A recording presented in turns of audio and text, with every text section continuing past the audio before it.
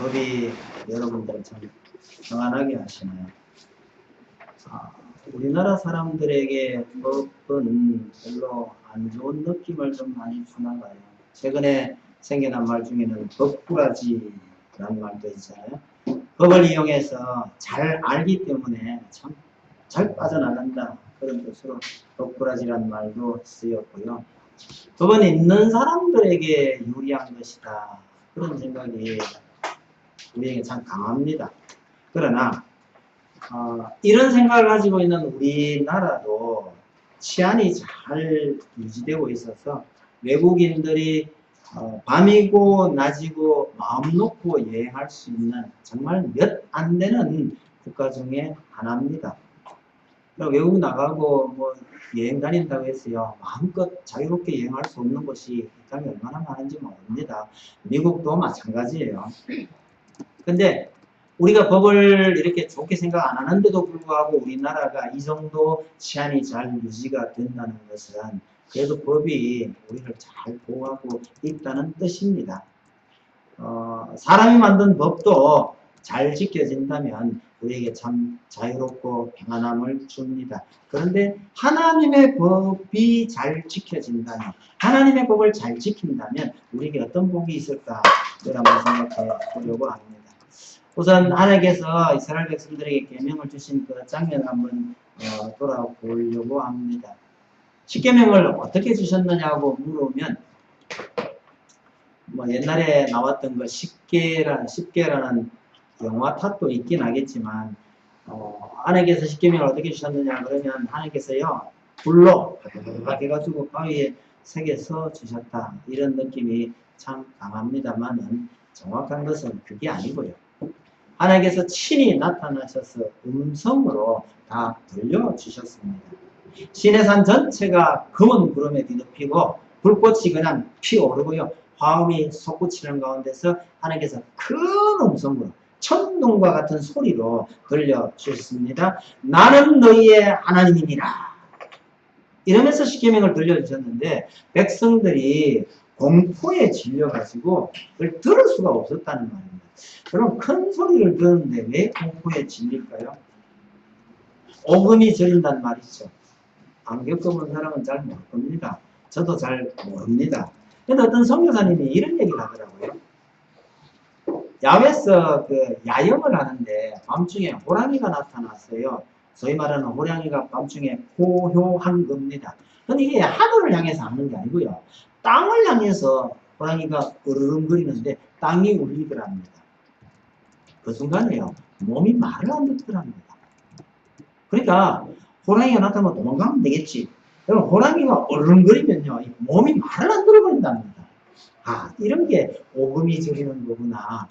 전들 알겠습니까만은 선교사님이 체험담을 그렇게 이야기하길래 이해가 좀 갔는데요. 이스라엘 백성들이 산에서 들려오는 하나님의 그 음성을 듣고 얼마나 무서웠으면 모세에게 가서 사정을 합니다. 하나님께서 제발 우리에게 직접 말씀하시지 말게 하시고 당신이 듣고 가서 그 들은 말을 우리에게 전하면 우리가 그 말을 듣겠습니다. 그러니까 당신이 직접 하나님께 가셔서 그만 말씀하라고 하세요. 이렇게 부탁을 합니다. 백성들의 이 말이 어느 쪽에 방점이 찍혀 있죠? 두 가지입니다. 하나님께서 그만 말씀하시라고 하세요. 이거 하고 우리가 당신 말을 다 듣겠습니다 하고 둘 중에 어느 쪽에 지금 강조점이 있는 겁니까? 하나님 앞쪽이죠? 하나님께서 그만 말씀하게 해주세요. 이거잖아요. 그런데 이 말씀을 들으신 하나님께서 모세에게 뭐라고 하느냐면요. 너무너무 기분이 좋아서 옳도다라고 이 백성들의 말이 옳도다라고 칭찬하시고 기뻐하셨는데 여러분 하나님께서 이스라엘 백성들의 말을 듣고 기뻐하신 예가 또 있는지 모르겠는데 여하튼 없어요. 극히 드물어요. 하나님께서는 이 두 말씀 중에 어느 쪽을 기쁘게 들으셨느냐고 그러니까요. 내가 모세를 통해서 말을 전하면 너희가 듣겠다는 말이지? 이걸 기뻐하셨다는 거예요. 하나님도 가끔 독해력이 좀 떨어지실 때가 있나 보다 그런 생각이 듭니다. 백성들은 무서워서 그만 말씀하세요 이거였는데 하나님은 그래 내가 다른 선지자를 보내서 말하면 내 말을 듣겠단 말이지 이걸 하나님께서 참 기뻐하셨다. 하나님도요 우리가 말을 좀 잘 못해도 하나님께서는 우리 마음을 아시고 듣고 싶은 대로 듣는 경향도 있으시니까 걱정하지 말고 하나님께 매달리는 것이 중요합니다. 어쨌거나 하나님께서 이스라엘 백성들을 처음 만나셨을 때의 모습은 이렇게 무시무시하고 두려운 모습으로 나타나셨는데 왜 그러셨을까? 이 장면, 이 광경을 절대로 잊지 말라고 그러시지 않았을까 그런 생각이 듭니다. 공개석상이거든요. 공개석상에서는 이렇게 위엄을 갖춘 모습으로 나타나셨지만 나중에 일이 다 끝난 다음에 사석에서는요. 하나님께서 굉장히 친근한 모습을 보여주셔요. 이스라엘의 장로 70인들이 산에 올라가서요. 하나님을 바라보면서 먹고 마셨더라고 말합니다. 하나님을 바라보았다라는 표현을 또 좀 달리 해석은 해야 되겠지만 나는 직접 볼 수는 없었을 거 아니겠어요? 그죠? 그러나 그들이 하나님을 보고 먹고 마셨더라도 하나님께서 그들을 치지 아니하셨더라는 그 표현이 나오는데 말하자면 일이 다 끝난 다음에 사석에서 하나님께서는 이스라엘 대표자들을 굉장히 다정다감하게 대우해 주셨더라. 하나님께 이런 양측면이 있다는 것을 기억해 주시면 되겠죠. 이런 과정을 거쳐서 하나님께서 더 이상 말씀하시지 아니하시고 모세에게 십계명을 다시 새겨 주시고 그 이후에 나오는 많은 율법들을 모세에게 가르쳐서 모세가 백성들에게 전해 주신 겁니다. 하나님께서 왜 이런 십계명을 위시한 율법을 이들에게 주셨는지 그 이유가 혹은 목적이 무엇인가를 한번 생각해 보려고 합니다. 오늘 본문 1, 2, 3절을 요약하면 한마디로 번성하리라 이런 뜻이 될 것 같습니다. 율법을 주신 이유가 뭐냐? 2절 보세요. 제일 끝에 보면 내 나를 장구하게 하기 위한 것이라 이러죠.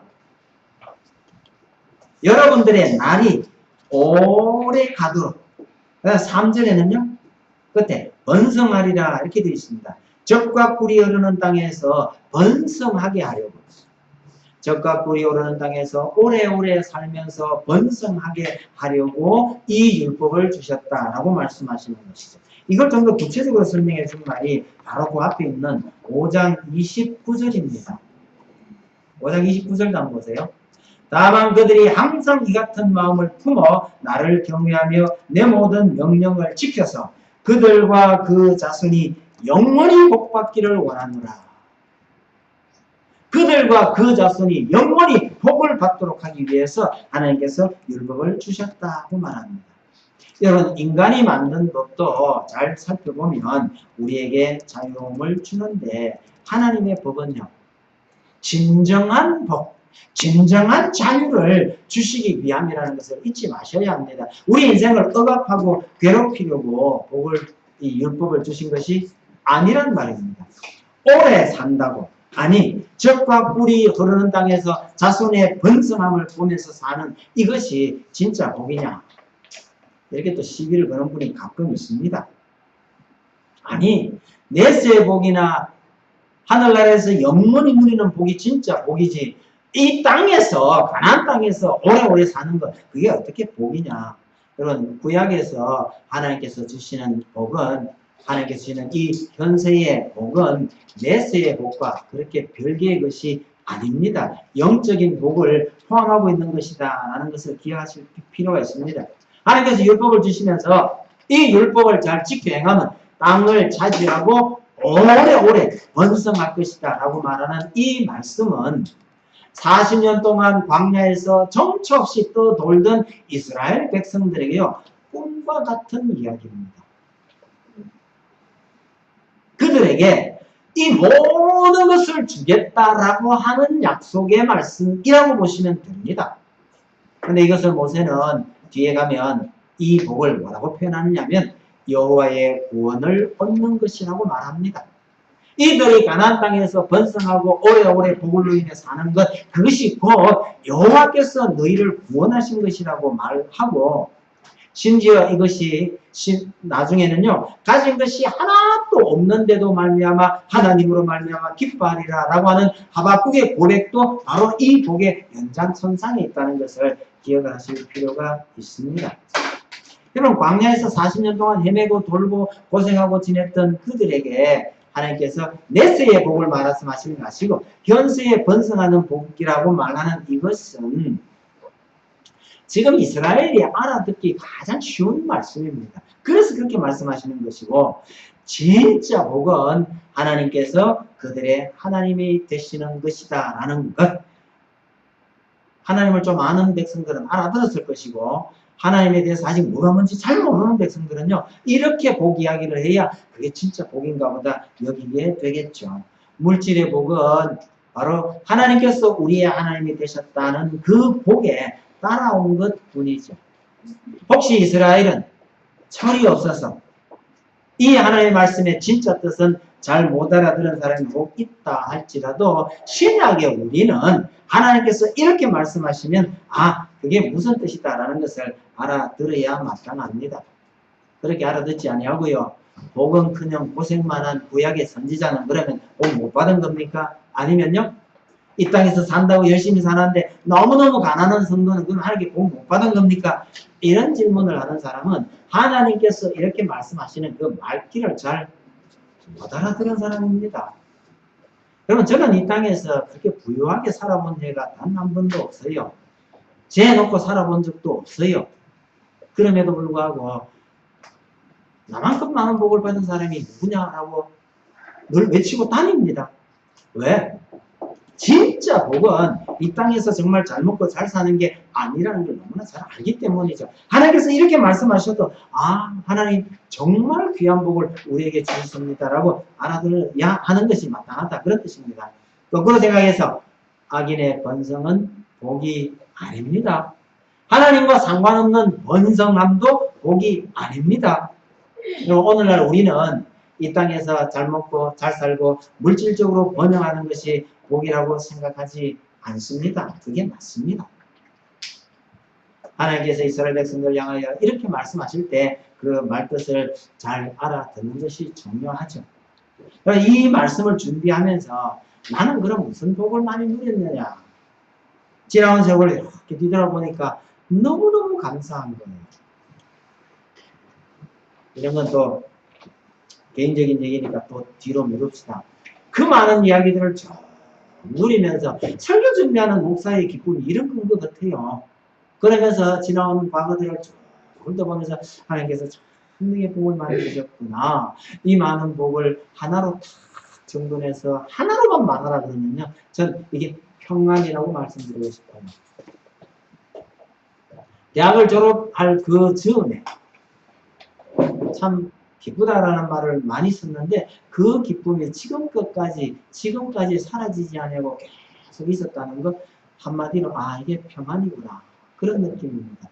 여러분, 예수님께서 떠나실 때 백성들에게요, 내가 나의 평안을 너희에게 주노라 라고 말씀하셨는데, 예수 믿고 우리가 누릴 수 있는 가장 큰 복은 이 마음의 평안이라고 생각합니다. 제 속에 평안이 없어서 너무너무 고통스럽고 잠이 오지 않던 시절이 있었습니다. 이유는 딱 하나예요. 교회를 걱정하느라. 교회가 이래서 어떻게 하냐. 너무너무 고통스러웠는데요. 그 고통스러움 때문에 결국은 신학교를 가게 된 거죠. 신학교 가고 난 다음에요, 고향교회 하나만 걱정하는 게 아니고 전국에 걱정해야 되는 교회가 얼마나 많은지 모르겠어요. 그러나 진짜 고통은 고향교회에서 그렇게 힘들어할 때 그게 고통이었습니다. 그 이후에 죄송합니다만은요, 목사가 되놓으니까 이런 고통이 아프긴 아픈데 크게 아프진 않아요. 옛날에 제가 집사 시절에 했던 말이 있습니다. 목사나 부목사는 참 좋다. 그랬더니 부목사가 왜 유혹하더라고요. 너는 교회가 고통스럽고 마음에 안 들면 유학 간다, 뭐 간다 이러고 다 떠날 수 있잖아. 명색이 나는 집사라도요, 교회 떠날 생각을 못 했거든요. 그러니까 잠을 못 자도록 고통스러운 거예요. 이런 교회들이 아직도 우리 주변에 많이 있다는 거 기억하면서 이 말씀동산교회를 잘 키워나가시기를 바랍니다. 아내 저녁에 전화가 한 통 왔는데요. 저한테 상담한다고 전화가 왔는데 제가 한참 듣고 있다가 이제 그 얘기 그만하고 나한테 하지 마라. 나도 네 도와줄 수 없다. 예전에 있던 담임 목사님이 10년 후면 은퇴하시는데 10년만 기다리면 되지 않겠냐. 10년을 기다렸다는 거예요. 근데 그 다음 오신 목사님 방법이 없다는 거예요. 너무너무 고통스러워서 여보 우리가 차라리 이 교회를 떠나자. 이랬더니 부인 설득이 안 되더랍니다. 그래서 제가 딱 한마디 했어요. 니는 네 부인도 설득 못하는 주제에 교회 누굴 설득한단 말이고 다른 사람 다 되는데 부인만 안 된다는 거예요. 야 그럼 난 니한테 해줄 말이 없다. 이러면서 무슨 얘기를 하느냐 하니까 자기 부인이 자기 저 휴대폰을 보더니 어느 날요. 여보 이 여자 누구? 하고 묻더랍니다. 무슨 여자? 혜선이라는 여자가 누구? 하더랍니다. 성이 평씨였나 봐요. 휴대폰에 평혜선이라고 돼 있는데 이 여자가 누구? 하고 묻더랍니다. 자기가 기가 차서 할 말을 못했는데 사실은 자기 부인 이름이랍니다. 평행선이라고 쓰다가 어떻게 타이핑을 잘못해가지고 이형을 빠뜨려버려가지고 결국은 자기 부인을 휴대폰에 평혜선이라고 써놨다는 거예요. 그걸 보고 부인이 묻는데 할 말이 없더랍니다. 그러니까 결혼해서 지금까지 부부 사이에 대화가 안 됐다는 얘기예요. 근데 제가 뭐 해줄 말이 뭐가 있겠어요. 대단히 미안하지만 내가 니한테 도움될 말이 없다. 그리고 어쨌든 뭔가를 해보려면 마누라부터 설득할 수 있도록 한번 해봐라. 그랬더니 이 친구가 자기 부인 이름 혜선을 이야기한 거예요. 그 점점 방법이 없는 거죠. 여러분들에게 교회로 말미암은 아픔이 더 이상 없기를 바라고 그 다음에요 여러분들 속에 정말 참된 평안이 머물러 있기를 바랍니다. 하나님께서 그걸 위해서 하나님께서 율법을 주셨노라 그렇게 말씀하시는 거죠. 그렇게 율법을 주셨는데 그럼 이 율법을 갖고 어떻게 해야 되느냐. 두 번째입니다. 4절에서 9절 말씀을 요약을 하면 듣고 행하고 가르치라고 말합니다. 그럼 이 4절에서 9절까지는 유대인들에게서 굉장히 유명한 말씀입니다. 어떤 율법사가 예수님께 가장 큰 계명이 뭐냐고 물었을 때에 예수님께서 바로 이 구절을 말씀하셨어요. 오늘날 유대인들은 이 말씀을요 문설주에 집에 들어가는 문 대문에 보면 꼭 매미같이 생긴 거 다 하나씩 달려 있어요. 거기다가 이 말씀을 기록해서 넣어둬요. 함부로 써서 넣는 거 아닙니다. 쓰는 사람은 정해져가 있어요. 랍비에게 가서 그 말씀을 써달라고 해서 거기에 넣는데 어떤 랍비를 찾아가느냐에 따라서 비용이 굉장히 많이 들 수도 있다 합니다. 제가 그거는 비용 얘기를 듣고 난 다음에 저 완전히 부적 아니야? 이런 생각이 든 겁니다. 그래서 목사님한테 와서 부적 하나 써주세요. 뭐 이렇게 되면 상당히 비싸게 받아야 그 부적의 효력이 또 있지 않겠냐 뭐 그런 생각이 듭니다. 제 친구 중에 하나 시골 목회하면서요 동네 사람들이 부적 써달라고 하도 그래가지고 많이 써줬답니다. 빨간 거 있잖아요. 성경 말씀을 이리저리 빙글빙글 돌려가면서 꼬아가지고 그렇게 해줬다고 강의하는데 이스라엘 사람들은 지금도 이 말씀을 문간에 그렇게 붙여놓고요. 심지어 호텔에도 다 붙어있어요. 호텔 문에도. 이 말씀을 그 원문으로 보면 들으라 이스라엘아 이렇게 되는데 이 들으라라는 말 때문에 이스라엘 말로 쉐마라고 합니다. 혹시 여러분들 쉐마라는 말을 듣게 되면 이 본문을 가리키는 말이라고 생각하시면 될 듯 합니다. 어쨌든 요약하면요. 하나님의 말씀을 듣고 그 다음 행하고 가르치라 이렇게 요약이 되는데 여러분 이 셋 중에 어느 것이 제일 어려운 것 같아요? 듣는 것, 행하는 것, 가르치는 것.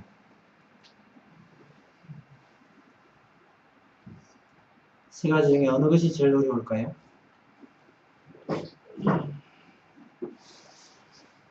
쉬운 거 하나는 있죠.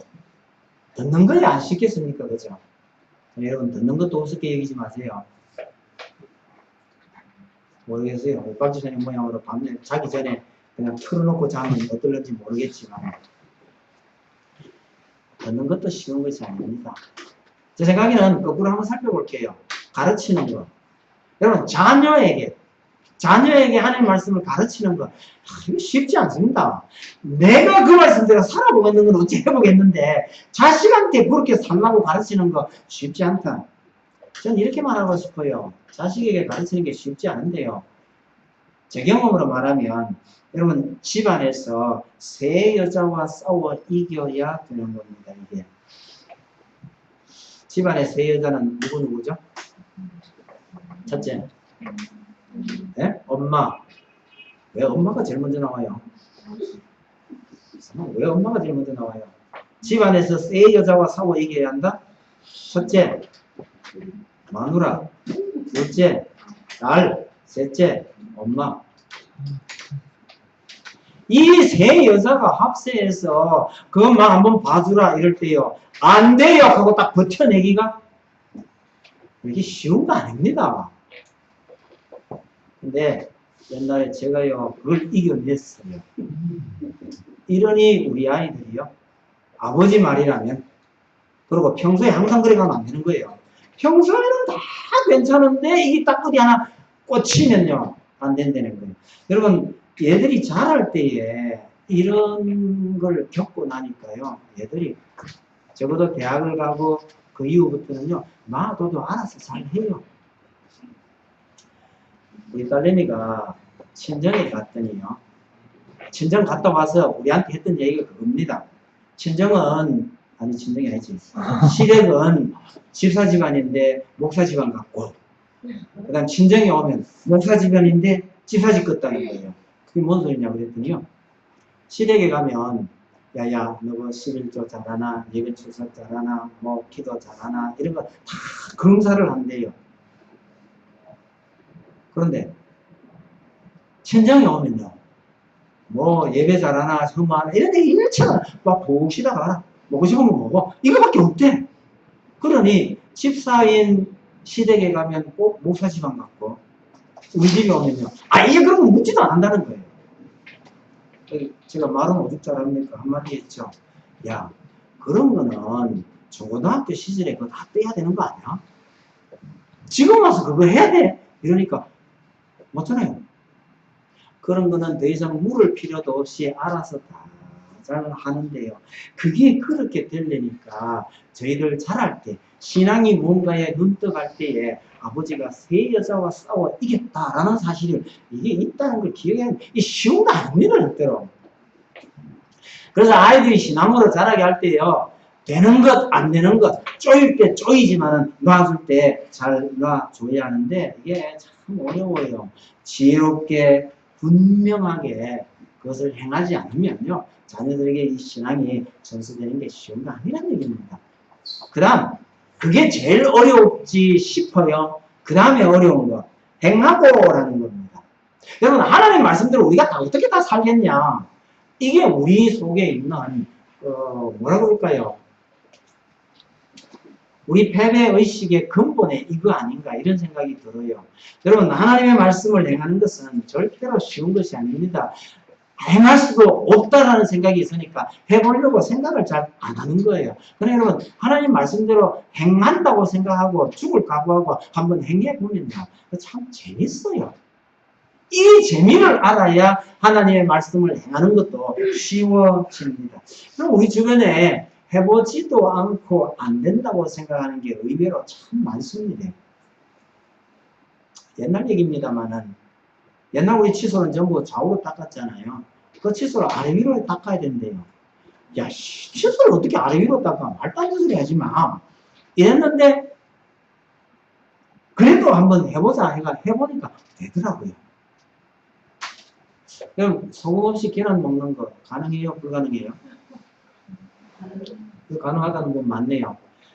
소금 없이 어떻게 먹어? 한 사람 의외로 많아요. 그 사람 평생 소금 없이 못 먹어요. 곰탕에 소금 없어도 돼요? 예, 된다는 분들 여기 들어 계시네요. 됩니다. 안 된다고 생각하면 그게 어떻게 가능해요? 곰탕에 어떻게 소금 없어? 하나 더 해봅시다. 여러분, 수박에 빨간 살 말고 하얀 살 맛있어요? 예 하시는 분 한 분. 그게 하얀 걸 어떻게 먹어? 그렇게 생각하는 한 평생 못 먹어요. 그런데 하얀 살은 빨간 살 말고요. 빨간 살보다 다른 맛이 있어요. 하나 더 할게요. 땅콩의 속껍질 그거 안 까고 먹어도 돼요?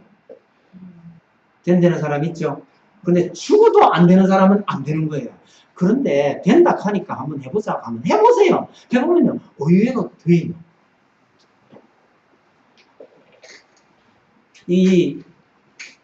안 된다고 생각하면 절대로 안 되는데 한번 해보면 된다.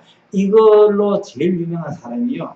정주영 회장 아닌가 그런 생각이 들어요. 정주영 회장이요. 그래서 회장님 이거 잘 안 됩니다. 이러면 늘 했던 말이 있어요. 자네 그거 해봤어? 안 된다고 생각해봤는데 해보거나 하는 얘기야? 이런 건데요. 해보면 의외로 되는 이야기가 되는 것들이 들어 있습니다. 저는 안 되는 거라도 한번 해보면 되긴 되더라 하는 생각이 좀 있어요. 그 경상도 사람이 잘 못 먹는 거, 저 전라도 지방에서 나오는 홍어회 있잖아요. 맛있다는 사람도 있는데 경상도 사람들은 대체로 잘 못 먹어요. 못 먹는다 하는데 한번 먹어나 볼까 해서 전 시도는 해봤어요. 시도는 해봤는데 역시나 먹기 쉬운 건 아니에요. 근데 일단은 시도는 해봤거든요. 이게 맛이 어떻다 하는 걸 알긴 알아요. 제가 서울에 있을 때요. 어느 전도회에서 오늘 특식이 있습니다 하고 전라도 홍어회를 내놓은 거예요. 전도회 회원들이 다 모였는데 저보고 오라 하길래 갔죠. 가서 좀 어렵긴 어렵겠지만은 그래도 뭐 이전에 시도 내본 적이 있으니까 뭐 흉내라도 내줘야 이분들이 좋아 안 하겠나 하고 갔는데 가서 물었는데요. 이게 그렇게 독한 게 아닌 거예요. 조금 연한 거예요. 그 바람에 제가 여기서 얼마나 큰 소리 치고 온지 아세요? 야, 이게 무슨 홍어회고 홍어라면 제대로 삭혀야 되지 이게 뭐야? 이랬더니 준비했던 분이요. 여기 못 먹는 분들이 많아가지고 이거 조금 덜 삭힌 거 가져왔는데 에이 이런 홍어회라고 진짜 그거 가보면 저 기절할지도 모르는데요. 그래도 한번 해본 적이 있으니까 큰 소리를 치고 뒤에 나와서 얼마나 웃은지 압니까? 저러다가 나중에 목사님한테 진짜 제대로 된 거 대접해야 되겠다고 다시 물으면 골치 아프긴 하지만 어쨌거나 뒤에서 얼마나 웃었던지 모릅니다. 여러분 우리 인생에 살면서요 조그마한 일도 이거 안 된다고 생각하면 하기 어려워요. 하물며 하나님의 말씀을 하나님께서 하락하는데 이거 진짜로 되겠나? 이런 생각이 들 때요. 한번 해보시는 게 중요합니다. 그러면 그 맛을 알게 돼요. 그러면 그 다음부터 그걸 하기가 쉬워져요. 안 해보면 절대로 그 맛을 모르는 겁니다. 자녀를 낳아서 키워보지 않은 사람들은 자녀를 기르는 부모의 마음 절대로 모릅니다. 해봐야 알아요. 하나님의 말씀도요. 해봐야 그 말씀의 의미를 제대로 깨닫게 되기 때문에 어쨌든 실천 한번 해볼 필요는 있습니다. 말씀 듣는 건 어떠세요? 옛날에는 책이 없으니까 하나님의 말씀이라고 배우는 방식이 읽어주는 것, 듣는 것밖에 없었으니까 이 말씀을 오늘 우리에게 적용한다면요. 듣는 것 속에는 예를 들어서 읽고 공부하고 묵상하고 이런 의미가 이게 다 포함된 거라고 생각을 해야 됩니다. 여러분 일정한 시간을 정해놓고 일정한 분량대로 하나님의 말씀을 읽고 묵상하고 하는 이 쉬운 일인가요? 안 쉬울걸요? 오늘날 여러분들 중에 많은 그리스도인들은요 주일날 교회 가서 듣는 설교 하나 수요일 한번 이걸로 땡일 가는 가능성이 굉장히 많아요. 그러나 진짜 말씀을 꾸준하게 읽고 묵상하고 하려고 그러면 오늘날 얼마나 쉬운지 모르잖아요. 지금도 성경을 구할 수 없는 곳에서는요, 한 번 들은 성경 구절을 그냥 쪽지에 적어가지고 이걸 하나님의 말씀이라고 손때가 묻어나도록 그걸 읽고 있는 사람들이 있는 반면에 오늘 우리는 마음만 먹으면 너무 편하기 때문에 말씀을 가볍게 여기는 경향이 있다는 거죠. 쉽지 않습니다. 단단히 각오를 하고요, 이거는 한번 해봐야 되겠다 이러고 할 필요가 있다는 뜻입니다. 제일 쉬운 방법, 억지로라도 성경을 읽을 수밖에 없는 좋은 방법 중에 하나가 교회에서 퀴즈 대회 자주 하는 겁니다. 전 권장하고 싶고요. 자주 합시다 해가지고 2년 만에 겨우 한 번 했어요. 그런데 그날 빠지신 분들은 글쎄요. 본의 아니게 빠지신 분도 있겠지만 반 고의로 빠지신 분들은 손해가 아마 막심했다는 걸로 기억을 하시기를 바랍니다. 옛날 우리 때는요, 암송대회도 참 많이 했어요. 성경 본문 자체를요, 암송에서 나가는 암송대회도 많고, 저도 그 암송 때문에 있었던 재미난 이야기도 참 많은데, 오늘날 이게 거의 없잖아요. 한 번쯤은 우리가 생각을 해봐야 할 필요가 있다고 생각을 합니다. 이렇게 하나님의 말씀을 읽고 행하고 가르치는데 특별히 5절에 마음을 다하고 뜻을 다하고 힘을 다하여 라고 합니다. 이게 마음 따로 뜻 따로 힘 따로 이게 뭐냐 이래가지고 자꾸 생각하시는 분들이 많은데 예수님께서 이거 인용하실 때도요, 이 단어들이 약간 바뀌어요. 그래서 하나하나 따지기보다는 전인격적인 노력이라고 생각하시는 것이 좋을 듯 해요. 여러분, 예수 믿는 사람 중에 참 열심은 있는데 지혜가 부족한 경우가 더러 있는 것 같아요. 지혜롭지 못한 열심으로 불꽃처럼 타오르다가 순식간에 제가 되어버리는 그런 경우도 제가 보기에는 최선을 다한 건 아니라는 생각이 들어요. 우리 교단의 어느 목사님께서 일찍이 돌아가시면서 남긴 말씀 중에요, 책 사지 말고 밥 사 먹으라 라는 말이 있습니다. 돈이 생기면요, 설교하기 위해서 책부터 샀다는 거예요. 굶어가면서 책을 샀는데 결국은 건강을 해쳐서 일찍이 돌아가셨죠. 이렇게 열심으로 교회를 섬긴 것이 전 최선은 아니라고 생각을 합니다. 그렇다고 해서 이분들의 그런 열심을 비난하거나 탓하려는 것은 절대로 아닙니다. 하나님께서 충분한 위로와 보상을 주셨을 거라고 생각을 하지만 정말 우리가 열심으로 노력은 하되 우리의 한계를 우리 스스로 좀 알아야 합니다. 그래서 건강을 잘 돌보는 것 중요합니다. 쉬어야 할 때 쉬고요, 먹어야 할 때 먹는 것. 그러면서 하나님의 말씀대로 살려고 참 노력을 다하는 것. 여러분, 쉴 때 적절하게 쉬어가는 것, 이것도 마음과 뜻과 힘을 다한 노력 속에 포함된다는 것을 잊지 마십시오. 마지막으로 하나님께서 하나 더 말씀하신 것이 10절에서 15절인데 이건 한마디로 요약하면요, 망할 수도 있다는 거예요. 여러분, 이스라엘이 망하는 것은 하나님께서 원하시는 바가 아닙니다. 그래서 이런 말씀은 신명기 전체 분량에서 지극히 작은 부분입니다. 가령 어떤 목사님들이 왜 복 얘기만 하고 하나님께서 징계하시고 심판하시는 얘기를 안 하느냐라고 하는 분들이 들어 계시는데요.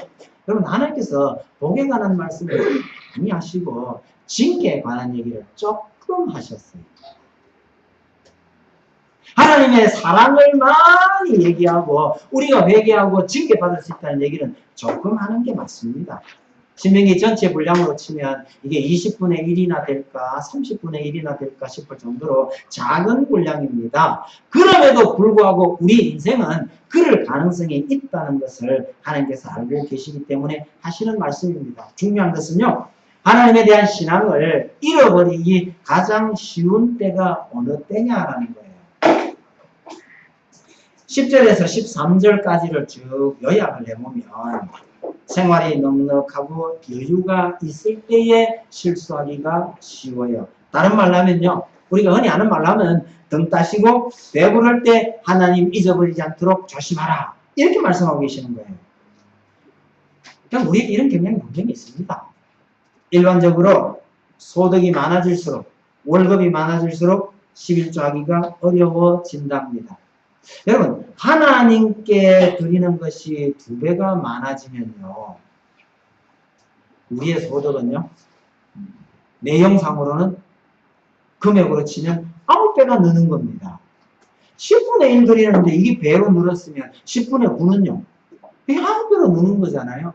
그런데도 그렇게 되면 오히려 하기가 더 어렵다라는 겁니다.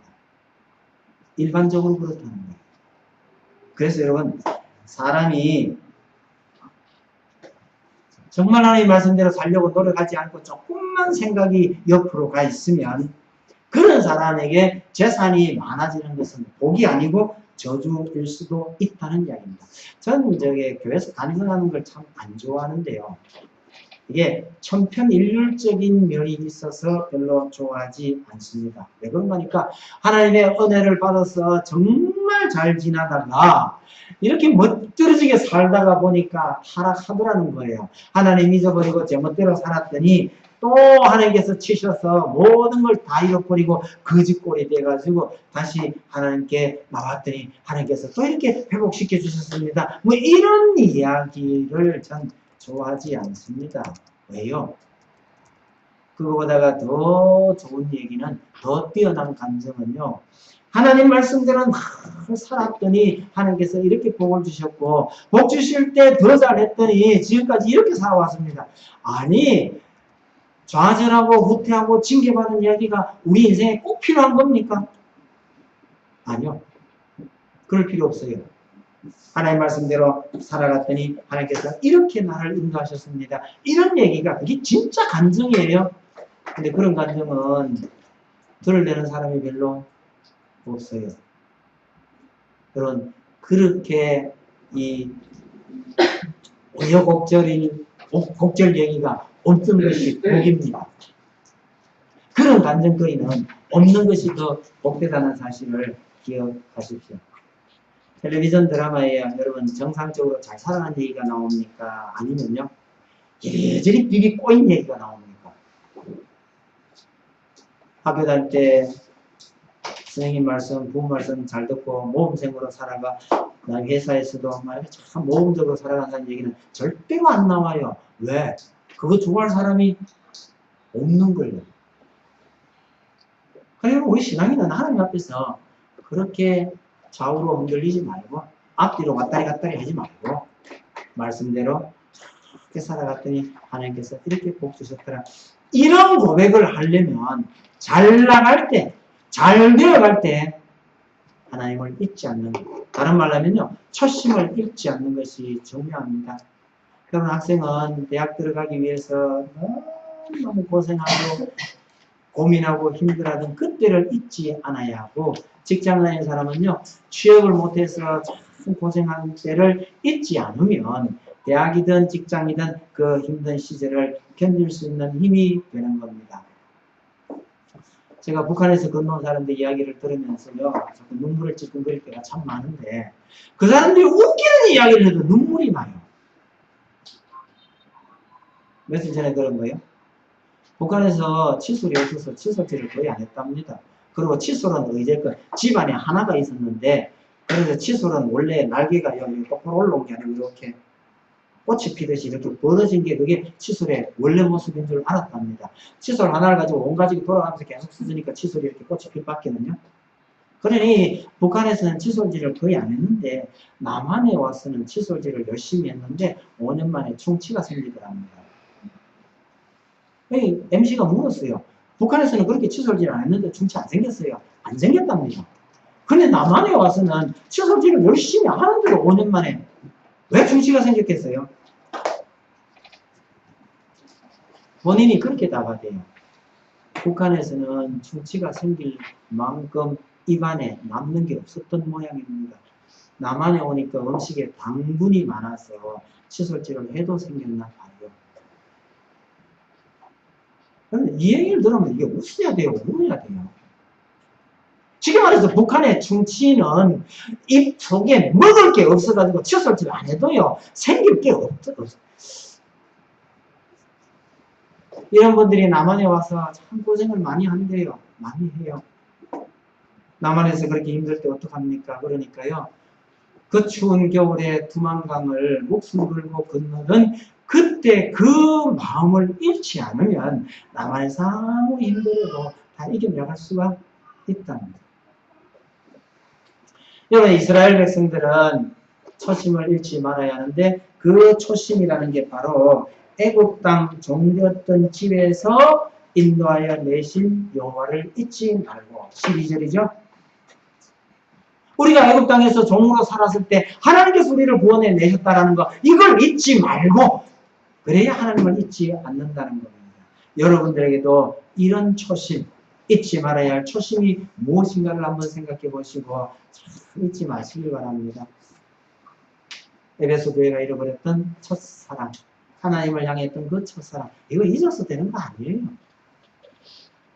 우리가 예수를 처음 알게 되고 처음 누렸던 처음 은혜, 그걸 잊지 말아야 해요. 정말 어려운 때 하나님께 매달렸더니 하나님께서 내게 그때 이렇게 인도하셨지, 이 고백, 이걸 잊지 말아야 합니다. 이런 체험이 전혀 없으면 어떻게 해요? 지금이라도 만들어야 합니다. 지금이라도 하나님 말씀대로 살았더니 하나님께서 나를 이렇게 인도하셨다라는 고백을 지금이라도 만들어야 합니다.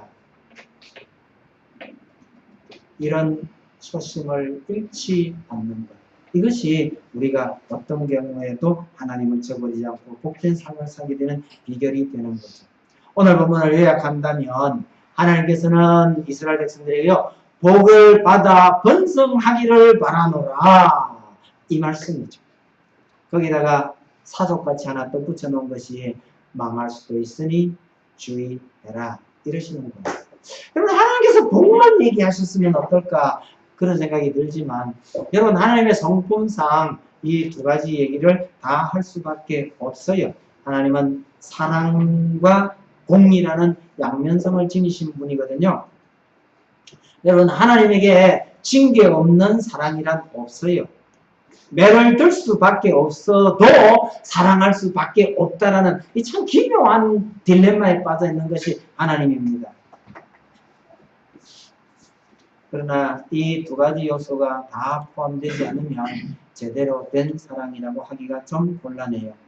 오늘날 우리나라에도 참 문명화돼 가지고요, 선생님이 아무리 아이들을 사랑한다고 하고 사랑을 베풀어도 아이들은 뭐라고 생각하냐, 그럴 수밖에 없으니까 그러는 거 아니냐, 이런 생각이 바탕에 깔려버리니요, 교육이 제대로 될 수 없는 겁니다. 이러다가 우리가 스님한테 그게 맞을 수도 있는데 우리 선생님이 매 안 들고 화 안 내고 우리를 사랑하시는구나, 이런 느낌이 들어야 이게 효력이 있는 거예요. 선생님이 아무리 화를 참고 매를 안 들어도요, 선생님이 때릴 수 없잖아. 이런 생각이 들어버리니 이게 제대로 되지 않는다는 겁니다. 여러분, 하나님께서 우리를 끔찍히도 사랑하시지만 망할 수도 있다고 말하는데 주목해야 합니다. 15절 말씀을 보고 마치려 합니다. 너희 중에 계신 너희 안에 여호와는 질투하시는 하나님이신즉, 이러죠. 요즘이 아마 그렇게 말하는 게 이상하지만 옛날에 여자의 질투는 칠거지약에도 들어있었던 거잖아요. 그런데 어떻게 해서 천지 만물을 지으신 하나님께서 나는 질투하는 분이다, 이렇게 말할 수 있느냐는 거예요. 뒤집으면요, 하나님께서 우리를 그렇게 사랑하신다는 뜻이에요. 이스라엘이 번성하는 것도 하나님의 사랑 때문이지만 이스라엘이 망하는 것도 하나님의 사랑에서 비롯된 것이라는 것을 잊지 마셔야 합니다. 여러분, 하나님께서 우리를 향하여 나는 질투하시는 하나님이니라, 이렇게 말씀하실 때 이 표현 속에서 우리를 끔찍하게 사랑하시는 하나님의 사랑을 느끼실 수 있기 바랍니다. 이런 사랑 잊지 마시고 풍성한 복을 누리며 사시는 여러분들이 되시기를 간절히 바랍니다. 찬송합시다. 390장입니다.